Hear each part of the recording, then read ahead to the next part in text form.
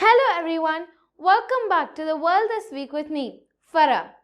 This is the last week of this year 2020. I found an interesting quote saying, as the year comes to an end, don't look back at yesterday's disappointments. Look ahead to God's promises yet to unfold. Let's hope the best for the next year 2021. In this video, we will be looking at some of the key events that happened across the world last week. But before getting started, if you haven't subscribed to my channel yet, please do, so that you will promptly receive my weekly wrap-up without fail. Let's start with the short news from India. Firstly, an update on the farmers' protest that has been shaking the nation for the last several weeks. BJP ally Rashtriya Loktantrik Party quits NDA over farm laws. Farmers clap and bang plates against agri laws during the Prime Minister's address. Farmers invite everyone for langar at the Singhu border on December 31st and January 1. Kamal Haasan's top party leader, Arunachalam, joins BJP ahead of Tamil Nadu polls. The development came at a time when Kamal Haasan is campaigning for the forthcoming state elections. Andhra Chief Minister Jagan Mohan Reddy has said that the state government will go to the Supreme Court for vacating the stay-in courts on distribution of house sites. The Chief Minister launched a low-cost housing scheme for the poor, Pedalandariki Illu, which is expected to provide low-cost housing for an estimated 30.6 lakh people in Andhra Pradesh. Dry run of COVID-19 vaccine planned in 4 states, Andhra Pradesh, Gujarat, Punjab and Assam on December 28 and 29. This is a preparatory step before the actual distribution takes off.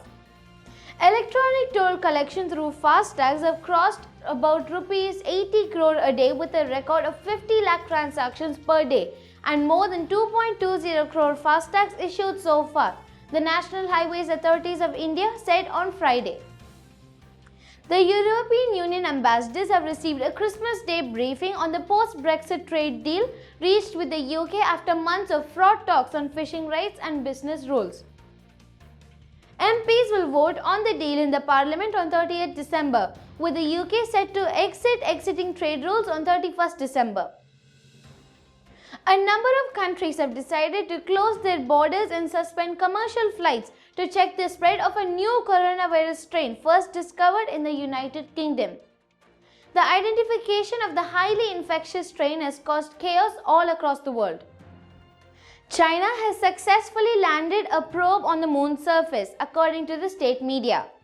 The spacecraft drilled into the surface of the moon to collect soil early on Wednesday, the first probe to collect lunar samples in 4 decades. An Australian expeditioner has been medically evacuated from Antarctica following a 5-day mission involving ships, helicopters and planes. Australia, China and US collaborated in efforts to bring the patient back home. New Zealand has agreed to do a quarantine-free travel bubble with Australia in principle. The country's Prime Minister, Jacinda Ardern, said trips under this agreement could begin early next year. Millions of Americans faced going without unemployment benefits after Saturday amid a political standoff of over $900 billion stimulus package. President Donald Trump has refused to sign the measure into law unless it is amended through Republicans and Democrats have blocked proposals. Japan's Prime Minister Yoshihide Suga on Friday urged citizens to spend a silent New Year to prevent the spread of the coronavirus. Suga also announced a new COVID-19 package of $2.61 billion for institutions treating coronavirus patients. The Australian Open will start on 8th February next year after being pushed back 3 weeks because of the coronavirus pandemic. The first Grand Slam of the 2021 season was scheduled to take place in Melbourne from 18 January to 31st January. Let us move on to some interesting news around the world. A family in Agra found a 4 feet long Indian rock python stuck in the bonnet of their hatchback car. The family immediately contacted a rescue team who reached the spot and managed to remove the snake from the car's bonnet. US woman battles COVID-19 for 115 days. Employer gifts her first-class trip. An American airline has gifted one of its employees who battled coronavirus for 115 days and her twin sister a first-class trip anywhere in the world. Janice Cockfield told CNN that she spent about 115 days in the hospital. She was ventilated and was in a coma for 57 of those days.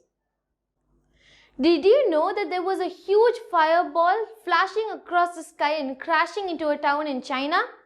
The incident is said to have occurred at around 7 a.m. local time of China on Wednesday. Local residents reported that they heard loud bangs. According to reports, the fireball was apparently a bolide and it might have dropped several meteorite fragments somewhere in the area. The year 2020 has produced many poignant and powerful photographs, but a shot of two widowed penguins appearing to have comforting one another in Australia has been picked out as one of the winners in the Oceanographic magazine's Ocean Photography Awards. The photo was taken by Mr. Tobias in Melbourne. He was told that the two penguins had recently lost their partners and often appear to be comforting one another. That's it for this week, everyone. I will be putting all of the source links down in the description box below. Please like, share and subscribe to my channel.